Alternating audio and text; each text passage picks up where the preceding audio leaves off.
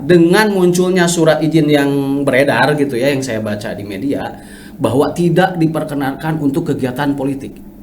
Jelas-jelas bagi saya gitu ya, yang hampir lebih dari 20 tahun mengelola Gedung Indonesia Menggugat, sebenarnya ini adalah salah satu tindakan aib sebetulnya. Aib terhadap historical value. Iya. Itu aib sebetulnya. Karena apa? Ini adalah jelas-jelas gitu loh, gedung politik di mana itu tidak boleh berpolitik gitu loh. Iya. Ini berbahaya gitu. Iya. Bertemu lagi di podcast Apa Kabar .news dan Koran Gala TV. Sampurasun. Kali ini kita akan berbincang masalah yang sedang hangat nih. Kemarin hari Minggu sempat rame-rame nih di Bandung. Ada tokoh yang dicalonkan oleh koalisi partai yang nanti akan berkontestasi di Pilpres 2024 tidak bisa masuk, tidak bisa berkegiatan di Gedung Indonesia Menggugat. Jadi rame, jadi riweuh. Akhirnya silih lempar berargumen gitu. Tapi yang jelas pertemuan itu tidak jadi dilaksanakan di dalam Gedung Indonesia Menggugat, tapi di luarannya. Nah, di podcast ini telah hadir para pelaku ya. Ada Kang Hendra Guntara, Kang Hegun. Beliau adalah Presidium Change Indonesia yang menggelar acara naon sih namanya teh? Kemarin sebetulnya agendanya rapat kerja Change Indonesia yang menghadirkan salah satu tokoh Anies Baswedan ya. Itu kemudian juga ada Kang Hanif. Kang Hanif ini adalah yang tahu seluk-beluknya GIM, Gedung Indonesia Menggugat, karena beliau adalah mantan direktur GIM, kemudian juga pendiri Indonesia Menggugat Foundation yang awalnya menemukan gedung yang terlantar, kemudian direnovasi, kemudian fungsinya menjadi GIM sekarang. Nah, kita ngobrol ke isu yang terjadi hari Minggu tanggal 8 kemarin. Kang Hegun. Siap.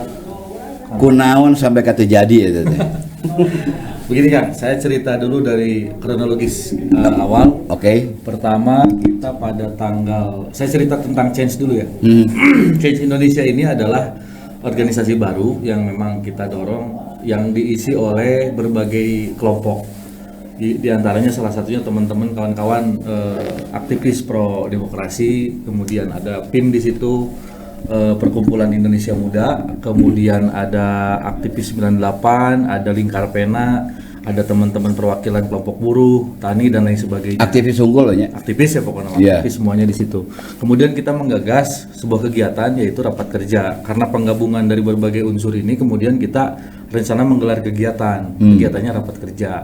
Pada tanggal 29 kita berkirim surat ke pengelola GIM, ke UPT, Cagar Budaya ya, Kang. Cagar Budaya kalau ini teh, pokoknya ke dinas terkait lah yang berkaitan dengan UPTD pengelolaan yang di bawah Disbud Parjabar. Disbud Parjabar. Pada tanggal 2 saya datang ke GIM, kemudian berdialog dengan pengelola langsung.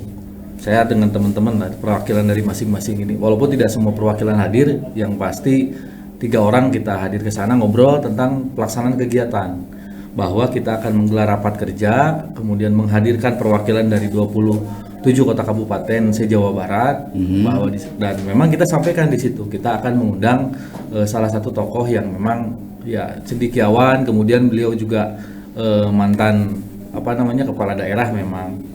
Ya, pada akhir-akhir ini dikait-kaitan tentang pencapresan beliau, kira-kira begitu. Yeah. Pada saat kita berjumpa memang ada penekanan di situ bahwa tidak boleh digunakan untuk aktivitas politik. Nah, kita memaknai aktivitas politik ini luas. Kalau konteksnya adalah Pilpres, maka kita anggap kita masih belum terdaftar sebagai capres Mas Anies ini. Akhirnya boleh dong. Akhirnya surat besoknya keluar pada tanggal 3-nya. Diizinkan. Nah, alhamdulillah acara rencananya akan berjalan. Tapi tiba-tiba pada tanggal 7 sore kita persiapan loading, malam sekitar jam 11-an tiba-tiba ada telepon. Walaupun memang sebelum telepon itu datang awalnya ada foto memang. Foto apa? Foto Mas Anies sebagai baca pres lah kira-kira. Foto di mana? Di luar ya, di depan di Jalan Perintis Kemerdekaan. Oke. Nah, walaupun kita menganggap bahwa itu bukan daripada pelataran gedung, di luar jauh malah kan. Tapi karena memang dialognya di situ tidak boleh, oke kita turunkan. Kita turunkan kemudian kita pindahkan. Begitupun di backdrop dan lain sebagainya karena permintaan mereka tidak boleh ada foto capres dan lain sebagainya. Capres kan belum. Nah, itu dia makanya. Akhirnya kita turunkan, kemudian dengan harapan rencana tetap berjalan. Sekitar jam setengah 12 ditelepon lagi. Mohon maaf, kita mencabut izin dan tidak mengizinkan pelaksanaan kegiatan, kata pengelola. Langsung kita kebingungan kan, wah Pak nggak bisa begitu dong. Ini semua peserta sudah berangkat dari daerah, ada yang berangkat pagi, ada yang sudah berangkat dari malam. Tidak mungkin kita menggagalkan begitu saja. Padahal karena kondisi air juga sedang buruk, kita sudah isi airnya, toren dan lain sebagainya lah. Kemudian pokoknya intinya persiapan acara itu udah matang lah, udah tinggal perung aja kira-kira. Tiba-tiba ada keputusan demikian. Nah, itu yang kemudian menjadi kaget kita pihak teman-teman panitia. Tapi kan tetap kita harus menggelar kegiatan ini, tidak mungkin dibatalkan. Karena berkaitan dengan banyak orang, kemudian banyak persiapan dan lain sebagainya. Kira-kira kronologis kegiatannya begitu. Oke. Akhirnya jadi juga digelar kan? Akhirnya tetap kita gelar. Memang yang persiapan di dalam semua sudah siap lah. Backdrop dan lain sebagainya, sound, bahkan kita sudah ada di dalam. Akhirnya kita persiapkan buat kegiatan di luar. Mau tidak mau, karena kita alihkan ke tempat lain juga rasa-rasanya dengan waktu yang sangat singkat, persiapan yang sangat singkat kayaknya nggak mungkin. Akhirnya tetap kita gelar. Oke. Untungnya memang pintu yang kecil di depan kan ditutup juga tuh. Tidak boleh ada aktivitas masuk. Pintu apa gerbang? Pintu gerbang ditutup kan. Untungnya ada pintu yang kecil yang terbuka. Akhirnya tetap kita bisa menggunakan aktivitas di depan gedung akhirnya. Di halaman ya, Di halaman. tidak di dalam gedung. Begitu. Kang Igun, kan ada di malam minggu itu tanggal 7 itu ada pembatalan atau pencabutan izin ya? Pencabutan izin. Pencabutan izin. Kenapa itu? Alasannya dari pihak pengelola karena tidak sesuai dengan apa yang disarankan, akan dianggap akan ada aktivitas politik. Walaupun menurut kami ya aktivitas politik apa sih? Oke. Aktivitas politik ini apakah kita berkampanye sedangkan kita belum masuk masa kampanye? Apakah kemudian karena kita mengundang salah satu tokoh kemudian itu juga dilarang? Atau apa yang kemudian menjadi ini larangan? Maka kita juga Pak kalau memang demikian kita minta surat penolakan secara tertulis. Itu pun tidak keluar. Sampai sekarang. Mereka nggak berani mengeluarkan. Sampai sekarang. Artinya diberi izin secara tertulis, dibatalkan atau dicabut izinnya secara lisan. Secara verbal ya. Oke. Nah, Kang Igun tentu saja kan mungkin punya argumen ya atau punya asumsi lah kenapa ini dibatalkan karena memang tidak ada yang secara tertulis. Betul. Nah, menurut Kang Igun apakah ini memang acaranya sangat berbau politis atau memang hanya gara-gara sosok Anies nih? Kalau soal itu biarkan masyarakat yang menilai. Karena menurut kami kegiatan yang kita gagas betul-betul pure tentang berdiskusi bagaimana bangsa ini ke depan. Berangkat dari berbagai macam kegelisahan kawan-kawan aktivis ini, kemudian rencana kita akan berdialog di situ, meminta pandangan, kemudian menyerahkan manifesto kita terhadap Mas Anies. Anggapan kita sih di situ nggak ada tendensi politik lah kira-kira. Gini Kak Igun kan meskipun izin tidak diberikannya dicabut untuk dilaksanakan di dalam gedung, toh ada aktivitas di luar. Betul. Ya, yang dihadiri juga oleh Anies Baswedan. Bisa digambarkan apa yang terjadi di situ, dialog apa? Pada saat hari H dengan segala keterbatasan, sampai ngampar, sampai sila di trotoar. Betul. Kita akhirnya menggelar apa adanya dan alhamdulillah memang sosok Mas Anies ini sesuai dengan seperti yang kita bayangkan. Beliau tetap mau hadir, tidak mengecewakan kawan-kawan yang sudah kita undang, tetap memberikan semangat bahwa Indonesia ini memang butuh semangat baru, butuh sebuah perbaikan untuk teman-teman yang didiskusikan dari masing-masing kelompok aktivis ini. Alhamdulillah acara berjalan walaupun dengan kondisi di halaman. Nah apakah yang terjadi atau diskusi yang terjadi kemudian di luar itu ya sama agendanya dengan yang sudah direncanakan ketika si diskusi itu ada di dalam ruangan? Berbeda. Beda. Karena awalnya kita akan mengadakan kegiatan di dalam. Kalau substansi acara tentang kehadiran Mas Anies dan pembahasan manifestonya clear lah. Oke. Tapi Dan itu terjadi ya itu dialog. terjadi karena dialog. Kemudian kalau soal untuk rapat kerjanya yang sudah kita gagas kan di dalam itu sudah kita persiapkan dengan penambahan kursi dan lain sebagainya karena rencana akan mendengar gagasan-gagasan dari masing-masing daerah, kegelisahan masing-masing teman-teman kelompok, yaitu akhirnya kita geser. Kita geser ke tempat lain. Oke. Karena kondisinya sangat tidak mungkin kita menggelar kegiatan dengan di ruang yang sangat terbuka. Oke. Kemudian juga teman-teman kan kasihan juga kan kalau semakin siang kan panas. Akhirnya kita geser kalau untuk pembahasan Oke. gagasannya. Ini kan yang muncul kemudian pasca kejadian minggu itu muncul analisa-analisa ya, analisa-analisa. Yang satu menyebutkan bahwa memang si penyelenggara itu tidak secara transparan menyampaikan maksud tujuan sebenarnya. Kemudian di satu sisi juga ada analisa-analisa yang menyatakan bahwa kegiatan ini sengaja dihalang-halangi gitu kan karena kehadiran tokoh-tokoh tertentu, dalam konteks ini Anies Baswedan. Nah, ini kan menjadi sebuah diskusi yang nggak sehat sih sebenarnya ya. Di satu sisi ada tudingan bahwa satu pihak menghalangi pihak lain, tapi di satu sisi juga ada tudingan bahwa satu pihak tidak transparan, mencuri-curi momen dan sebagainya. Ini kan harus dikelirkan kan. Bahkan terakhir sampai pejabat gubernur kita pun angkat suara gitu kan. Meskipun ada aneh juga, aneh-aneh juga gitu kan, menyebut wapres dan cawapres dan wapres dan cawapres, padahal kan secara resmi belum ada. Capres dan cawapres dari KPU belum ada kan pembukaan itu, bahwa ada capres dan cawapres dari masing-masing koalisi gitu kan. Nah, Kang Igun melihat yang tadi ya pasca hari Minggunya sendiri seperti apa? Terus terang kita sangat kecewa di tengah-tengah kondisi bahwa kita generasi muda, para aktivis dari generasi ke generasi ini sangat menginginkan proses pemilu yang damai, yang kondusif, yang kemudian jauh dari prasangka-prasangka lah. Dengan munculnya kegiatan kemarin yang kita dorong kemudian ya terus terang mungkin kita merasa dihalang-halangi. Tentu akan muncul anggapan-anggapan. Jangan-jangan ke depan justru yang akan membuat gaduh ini adalah pemerintah itu sendiri. Dengan proses pemilu yang rencana kita ingin damai, ingin menorehkan sebuah gagasan-gagasan yang positif untuk bangsa kita ke depan, tiba-tiba dihalang-halangi di tengah-tengah kegiatan dengan alasan-alasan yang tidak jelas lah. Alasan tentang kegiatan politik, alasan tentang kegiatan bahwa Mas Anies ini capres dan lain sebagainya. Jadi kita melihat bahwa pemerintah ini sekarang mencari-cari aturan yang seolah-olah bagaimana menghalangi kegiatan kita, bahwa kegiatan kita salah, bahwa teman-teman ini mencuri-curi. Sudah sangat jelas bahwa pada hari Selasa saya ketemu dengan pengelola, sudah kita sampaikan bahwa kita menghadirkan Mas Anies.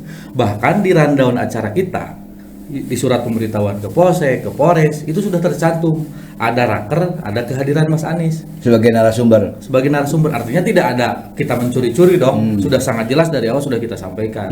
Tapi pada prosesnya kemudian seolah-olah kita dihalang-halangi, ya itu tentu menjadi sebuah presiden negatif. Tentunya untuk khususnya bagi kita sebagai para aktivis.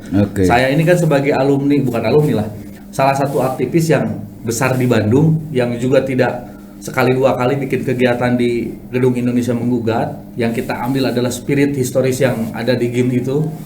Nah, kemudian hari ini seolah-olah GIM ini akan dikotakan. Seolah-olah tidak boleh digunakan lagi. Ini tentu akan menjadi kekhawatiran bagi para aktivis ke depan. Karena diskusi kita ini, diskusi tentang wawasan kebangsaan, diskusi tentang kebudayaan, diskusi tentang pendidikan tidak akan terlepas dari politik. Sehingga apakah ke depan nanti, ini diskusi politik, ini diskusi bukan politik, apakah harus ada penegasian demikian? Sedangkan ruh jiwanya gedung itu historisnya ya sebagai sebuah proses politik di masa yang lalu. Maka kita menggarisbawahi statement Mas Anies. Gedung yang pada saat zaman Belanda saja diperbolehkan untuk menyampaikan gagasan, hari ini malah justru ditutup bagi bangsa kita. Saya sebagai orang Bandung, sebagai orang yang tinggal kemudian berproses juga di GIM, merasa memiliki lah kira-kira. Tiba-tiba hari ini kita orang yang memang sudah berproses di situ dihalang-halangi. Nah, bagaimana kawan-kawan kita yang lain, khususnya adik-adik saya yang para aktivis ke depan. Banyak juga kemudian kegiatan-kegiatan, kalau alasannya tentang politik ya, tanggal sekian itu ada kegiatan-kegiatan yang kita anggap jelas politik, bahkan partai politik yang menyelenggarakan. Nah, kalau tidak salah dalam waktu bersamaan kemarin itu kan ada kegiatan partai politik ya. Betul. Di GOR, di Sport Jabar, di Alcamanik. Atau jangan-jangan mungkin kalau untuk politik mestinya di GOR gitu. Oh, saya sih melihatnya begini, jangan sampai nanti kemudian ke depan masyarakat beranggapan kalau diselenggarakannya oleh orang yang sifatnya irisannya dengan pemerintahan, irisannya dengan penguasa, ini tidak politis. Tapi kalau yang sifatnya ingin memperbaiki perubahan, semangatnya perbaikan, ini politis, nggak boleh. Nah, jangan sampai kemudian ke depan jadi begitu. Padahal gini ya, kita itu memang apalagi sekarang menjelang atau mendekati tahapan-tahapan akhir dari proses pemilihan umum nasional. Seharusnya ruang-ruang publik untuk membahas politik itu semakin dibuka luas ya. Dan kita menangkap semangat ini di keputusan MK terbaru ya. Betul. Bahkan sudah ada kelonggaran fasilitas pendidikan, fasilitas pemerintah diperbolehkan dipakai sepanjang ada izin dari si pengelola tempat. Artinya memang kebutuhan ruang, kebutuhan waktu bagi siapapun gitu kan untuk mengelaborasi persoalan-persoalan politiknya ayeuna waktuna gitu kan. Nah, makanya aneh ketika misalnya ada kegiatan di GIM yang memang atmosfer GIM itu memang kental oleh aktivitas politik, pemikiran-pemikiran politik, pemikiran-pemikiran kebangsaan, tapi jadi tekaci gitu ya. Nah, soal GIM nih hadir juga nih Kang Hanif. Ini dia tahu persis ya soal gedung ini, soal GIM ini, soal dari awalnya seperti apa, kemudian banyak sekali aktivitas-aktivitas di GIM yang memang bersinggungan dengan kegiatan-kegiatan dalam tanda kutip pergerakan politik, kemudian juga isu-isu politik, kemudian juga isu-isu kebangsaan dan sebagainya. Kang Hanif, melihat peristiwa hari Minggu kemarin seperti apa, Kang? Terima kasih, Kang. Sebetulnya ini adalah ini adalah puncak ya. Ini adalah puncak dari atau kurang fahamnya pengelola, terutama hal ini adalah dinas pemerintah gitu ya, dalam mengelola program di tempat yang spesifik seperti GIM sebetulnya. Karena begini, pertama saya ingin menyampaikan kronologis GIM ini seperti apa sih gitu sebelumnya kan gitu. Ini harus dicatat, dan atmosfer berpikirnya ini harus betul-betul kita pahami gitu. Munculnya nasionalisme ini kan sebetulnya kalau di dalam buku sejarah dimanapun gitu ya, ini muncul karena ada politik etis ya. Politik etis yang kesadaran berpolitik, politik etis atau politik balas jasa dari orang Belanda gitu ya. Ada dua orang dulu yang mananya Van de Venter dan Peter Bershoff. Mereka mengeluarkan satu tulisan di dalam majalah The Kid gitu ya, pada tahun 1899. Jadi masuk abad baru. Mereka mengeluarkan soal tentang politik etik, soal bagaimana bangsa Belanda ini harus mempunyai political will untuk balas jasa terhadap kolonialisme yang dia lakukan. Nah, dari situlah kemudian pada tahun 1901 Ratu Victoria yang baru dilantik itu menyetujui itu. Gitu ya, menyetujui, maka didirikanlah banyak sekolah-sekolah. Jadi hanya dua bidang. Pertama adalah soal pendidikan biologis gitu. Bagaimana agar orang-orang yang di dalam di wilayah-wilayah kolonial Belanda itu sehat gitu. Kedua adalah soal pendidikan, bahwa mereka juga harus melek gitu ya, dengan perubahan-perubahan zaman yang sudah akan berubah waktu itu. Nah, hasilnya kemudian kan didirikanlah banyak sekolah-sekolah, dan kemudian kaum pribumi terutama priai masuklah di sekolah-sekolah itu, sehingga terjadilah apa yang disebut dengan kritisisme. Nah, muncullah karena sudah melek ya kritisisme dan sebagainya melalui jalur pendidikan gitu ya. Maka muncullah dua hal. Satu adalah kehendak untuk berserikat dan berkumpul, maka di situ lahirlah Budi Utomo 1908. Kemudian juga lahirlah berpendapat, kebebasan berpendapat. Kebebasan berpendapat itu ditandai oleh apa? Oleh terbitnya surat kabar pertama 1907 oleh Tirto Adisuryo yang bernama Medan Priai. Dan hebatnya Medan Priai ini lahir di Bandung. Ya. Dan asetnya itu aset milik Pemprov. Gedung YPK lah. YPK ya. Gitu ya. Jadi itu politik balas jasa. Nah, jadi ada dua hal nih Kang yang bisa ditarik dari politik, hasil dari politik etis itu. Satu, kebebasan berserikat dan berkumpul, dan kebebasan bersuara. Gitu ya, berpendapat. Nah, dari situlah muncul ya banyak hal lah gitu ya. Bahwa nasionalisme kita ini lahir itu bukan peperangan. Peperangan itu ya ketika zaman revolusi bersenjata aja tahun 40-an ketika terjadinya Perang Dunia Kedua gitu. Tapi kan sebelumnya itu adalah ini bahwa nasionalisme Indonesia itu lahir dari jalan pers kebangsaan gitu, yang diinisiasi oleh Tirto Adisuryo, dan kemudian berkelindahan menjadi banyaknya organisasi-organisasi seperti itu. Ada 3 serangkai dan sebagainya. Nah, Soekarno memahami itu bahwa nasionalisme itu lahir dari pemikiran, lahir dari kebebasan berpendapat. Makanya hampir semua founding father kita, Hatta, Syahrir, siapapun gitu ya, sampai tokoh-tokoh kiri dan sebagainya gitu ya, itu adalah Hofdrachter, Kang. Hofdrachter itu pimpinan redaksi. Jadi mereka bergerak, mereka juga adalah sebagai pemimpin redaksi gitu ya. Karena dari mereka berkumpul, kemudian mereka mengeluarkan gagasannya melalui media. Makanya persoalan kemarin di GIM gitu ya, ini baru kita tarik ya sebetulnya. Ini persoalan yang sangat miris sebetulnya. Di GIM itu pertama ya, ini terjadi karena apa yang menyebabkan Bung Karno diadili di sana? Karena pertama adalah gerakan ketika dia membuat PNI 1927. Gitu. Membuat namanya perserikatan, kemudian diganti namanya menjadi partai. Gerakannya adalah gerakan politik. Gitu ya. Isunya adalah isu keadilan. Gitu ya. Isunya adalah isu keadilan. Golnya adalah kemerdekaan. Golnya kemerdekaan. Iya. Ideologinya Marhaenis bahkan gitu. Iya. Kenapa Marhaenis juga kan gitu?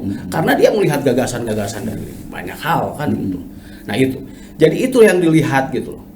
Nah, berdasarkan itu Kang, kemudian kan Soekarno diadili di sana. Isi yang menjadi latar belakang bahwa ini namanya Gedung Indonesia Menggugat itu kan namanya adalah pledoinya. Iya.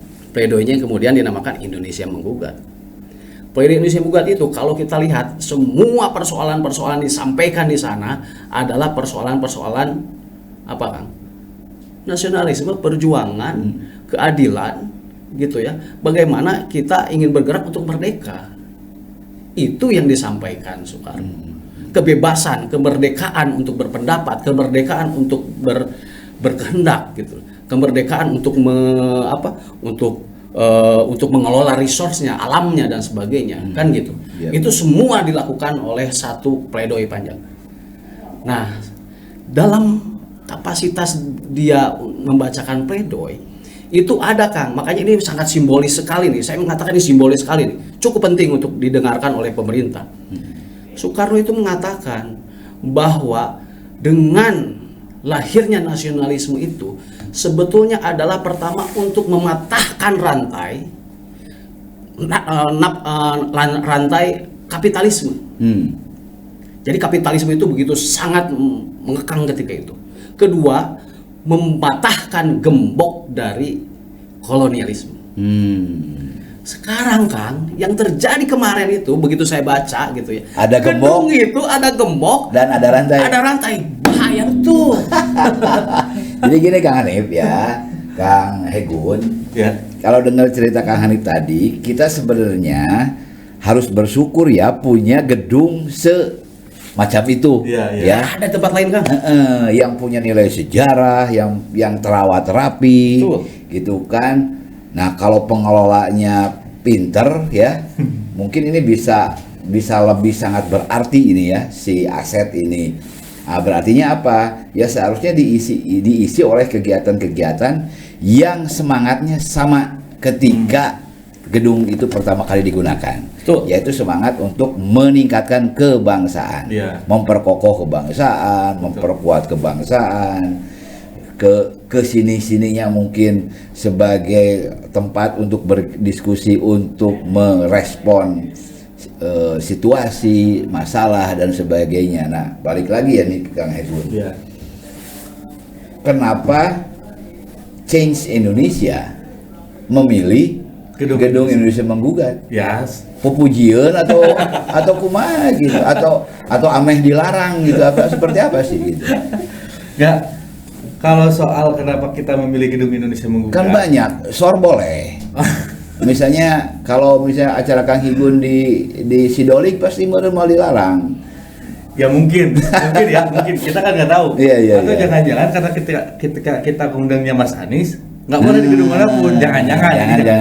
Iya. Karena sebanyak apapun alasan argumentasi yang kita sampaikan bahwa kita bukan pure membicarakan tentang politis, Oke.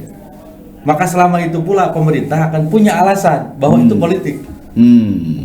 Yang jelas-jelas ketua umum partai malah dianggap tidak dianggap politik. Nah, itu yang saya garis bawahi. Oke. Nah, kalau tentang alasan kita memilih gedung Indonesia Menggugat seperti saya sampaikan tadi, dari saya berproses jadi aktivis mahasiswa sampai kemudian jadi aktivis pemuda sampai hari inilah, karena saya merasa bahwa ruh aktivisme masih ada dalam diri saya. Maka kenapa milih gedung Indonesia Menggugat? Karena untuk menyamakan persepsi, menyatukan semua ide dan gagasan dari masing-masing kelompok, masing-masing daerah untuk disatukan dalam sebuah proses rapat kerja yang pada akhirnya menjadi sebuah manifesto. Oke. Nah, itu yang kemudian kita targetkan. Spiritnya sama apa yang tadi disampaikan oleh Kang Hanif, seperti halnya ada nilai historis di situ. Di Sidoli kan nilai historisnya bukan dalam proses perjuangan, kebangsaan dan lain sebagainya. Ya mungkin kalau dalam konteks dunia olahraga, karena saya juga aktif di beberapa dunia olahraga di cabang olahraga, mungkin kita juga akan milih yang lain. Ya yang sesuai lah kira-kira. Cuman kembali tadi yang saya sampaikan, jangan-jangan karena kita yang diundang adalah Mas Anies, di gedung manapun kita menyelenggarakan muncul lagi nanti alasan-alasan lain. Jangan begitu. Ya. Karena faktanya begitu. Tadi saya mendengar preskon-nya Pak PJ Gubernur tentang alasan yang itu tidak politis. Yang mana? Yang di Sorjabar, karena beliau tidak mengajak, bahkan beliau menyampaikan tentang capres cawapres begitu banyak yang lain. Padahal dengan menyatakan bahwa Mas Kaisang ini menyampaikan capres cawapres A B C D, itu juga sudah sangat politis menurut saya. Ya, dan yang hadir itu ketua umum partai politik. Ketua umum partai politik. Dan jangan-jangan surat izin yang dimasukkan ke Pemprov yang dalam hal ini mungkin di Sorda Jabar, di Sporda Jawa Barat, kop suratnya mungkin kop surat PSI. Oke. Ini bukan berarti saya ngomongin soal salah satu partai ya, tidak. Ini konteksnya adalah kegiatan kemarin. Karena kita juga seperti saya. Tapi katanya ditegur juga. Itu ditegur kan karena ada kejadian. Kalau mau negur kan mestinya dari awal, ketika surat dimasukkan. Ya ini artinya kalau ditegur berarti kan kegiatan di SOR mana? SOR Jabar di Arca Manik itu memang politik. Politik berarti. Karena ada teguran kan? Ya, betul. Ya, oke. Jadi nah inilah ya. Kalau misalnya komunikasi ini tidak didasari oleh hal-hal yang pure ya, yang murni gitu, ada kecenderungan, ada keberpihakan, ada muatan-muatan politis ya, seperti inilah jadinya.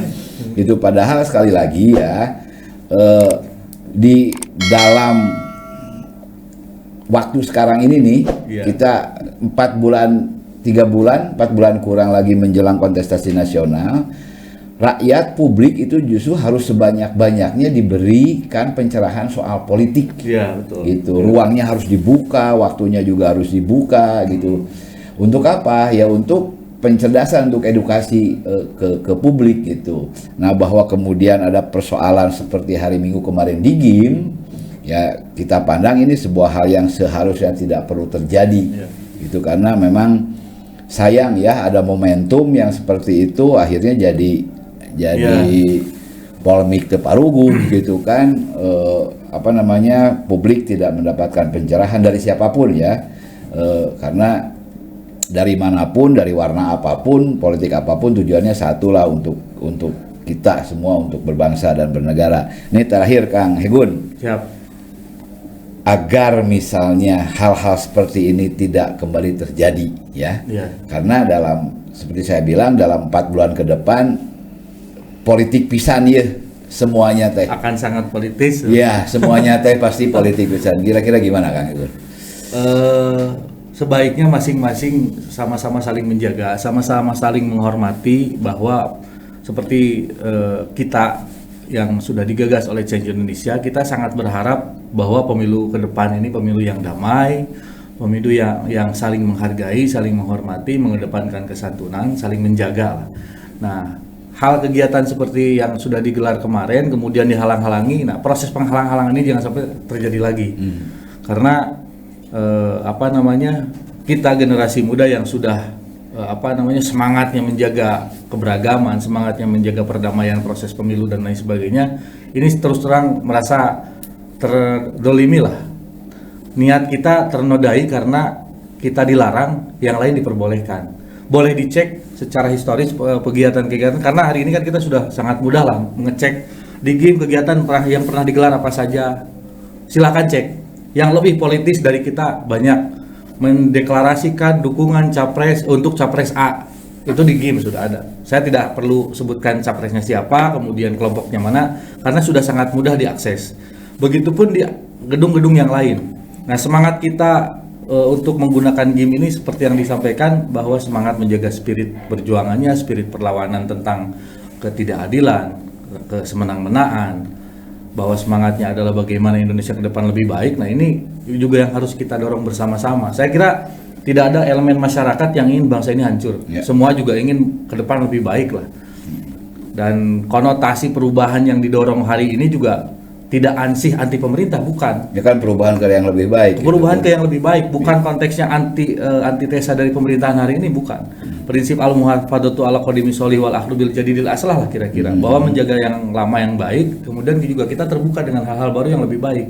Nah, konotasi ini akhir-akhir ini banyak dipandang oleh, bahkan dipelintir oleh beberapa kelompok yang dengan sengaja bahwa mereka anti pemerintahan, mereka anti Pancasila. Kan salah besar. Mana mungkin kita yang selama ini berjuang di tengah-tengah masyarakat kemudian dianggap anti Pancasila. Bahkan saya sendiri kan anggota Muda Pancasila. Kira-kira begitulah Kang. Mudah-mudahan kegiatan seperti pelanggaran, saya kira itu dari pemerintah itu jangan sampai terulang lagi lah. Atau menggunakan kesewenang-wenangan kekuasaan tebang pilih itu jangan sampai ada lagi lah, kira-kira. Kang Hanif. Gini Kang, terima kasih. Jadi kalau saya melihat seperti ini ya, perang argumen yang terjadi ya pasca kemarin itu antara panitia pelaksana dengan pemerintah lah gitu ya. Dalam hal ini adalah Disperdebut Jawa Barat. Sebetulnya itu bermuara dari pemahaman tentang pengolahan gedung dan bagaimana gedung ini diperuntukkan. Karena begini, setahu saya bahwa UPTD Pengolahan Kebudayaan Jawa Barat gitu ya, itu mengelola beberapa aset. Ada gedung ini Sebogat, ada Rumah Ibu Inggit, kemudian ada Monumen Perjuangan, ada kemudian Museum Sibaduga, gedung YPK, kemudian juga ada Rumentang Siang gitu ya. Anjungan Taman Mini di Jawa Barat itu, di Taman Mini gitu, dan beberapa tempat. Nah, memang itu agak lain gitu loh. GIM ini tidak bisa disamakan dengan misalkan Taman Budaya Jawa Barat, teater terbuka atau tertutupnya. gitu ya. Ini agak lain gitu. Karena ini spesifik. Iya betul. Karena ada Ya. historinya ya. Ada historinya, gitu ya. Jadi kalau saya ngelihat dengan munculnya surat izin yang beredar gitu ya, yang saya baca di media, bahwa tidak diperkenankan untuk kegiatan politik. Jelas-jelas bagi saya gitu ya, yang hampir lebih dari 20 tahun mengelola Gedung Indonesia Menggugat, sebetulnya ini adalah salah satu tindakan aib sebetulnya. Aib terhadap historical value. Iya. Itu aib sebetulnya. Karena apa? Ini adalah jelas-jelas gitu loh, gedung politik di mana itu tidak boleh berpolitik gitu loh. Iya. Ini berbahaya gitu loh. Iya. Ya mudah-mudahan ini jadi koreksi Ini lah ya. koreksi. Jadi nggak semuanya. Sehingga saya menekankan mungkin ya harus ada perubahan di dalam Pergub yang dibilang bahwa itu sesuai dengan Pergub 2017. Ini Pergub itu mempertimbangkan aspek historikalnya enggak gitu. Iya. Jangan-jangan itu disamakan karena saya ngelihat mungkin Pergub itu lebih mengakomodir segi asetnya. Kalau segi asetnya Kang, gitu ya punten. Asetnya itu kalau tidak ada peristiwa Pledoi Indonesia Menggugat dan diadili Soekarno, gedung itu ya seperti gedung heritage lain gitu loh. Tapi karena gedung itu pernah ada peristiwa ini, artinya perlakuannya harus lain gitu. Iya. Dan perizinannya pun itu bukan dari Disparbud gitu loh yang harusnya. Mungkin ya ditarik besok mungkin harus ke Bangpol lah gitu loh. Oke. Ya gitu ya. Jangan lagi bahwa gedung Indonesia Menggugat itu disamakan gitu ya.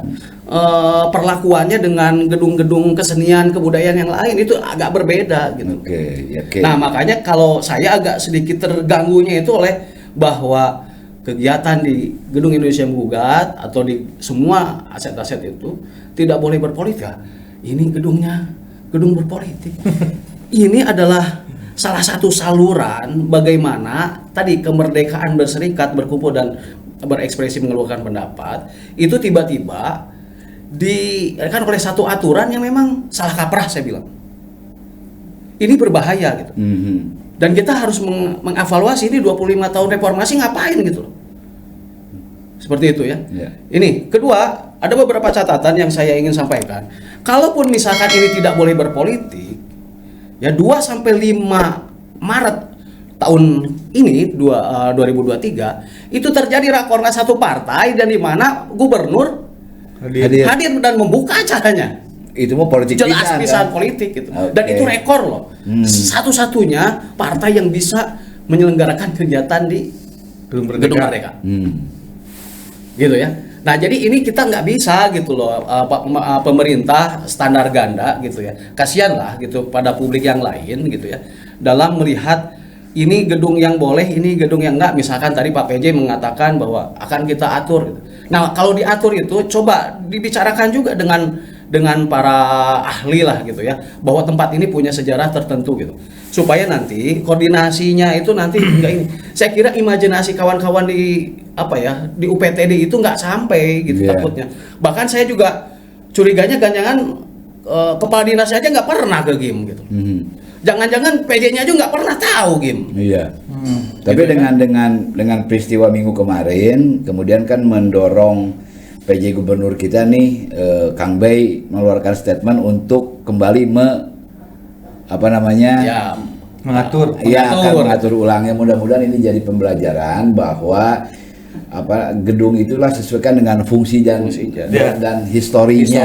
Sama terakhir Kang Nu, jangan jadikan aturan atau pergub itu alasan untuk menghalang-halangi, sedangkan untuk kelompok-kelompok yang lain diperbolehkan. Ya intinya jangan jadikan pergub itu senjata lah. Yang ini boleh, yang ini tidak boleh. Ya, rubah aja sih, itu bukan Al-Quran ya. Pergub kan bisa. Ya seharusnya kebijakan pemerintah yang mengakomodir seluruh kepentingan, merata. Seluruh kepentingan publik, kan kepentingan publiknya macam-macam, termasuk kepentingan politik gitu. Betul. Kan. Sekali lagi pembicaraan kita ini mudah-mudahan ada manfaatnya, kemudian juga menjadi pembelajaran bagi kita semua bahwa kita harus terus berubah untuk memperbaiki situasi dan kondisi kita. Hatur nuhun. Assalamualaikum warahmatullahi wabarakatuh. Waalaikumsalam.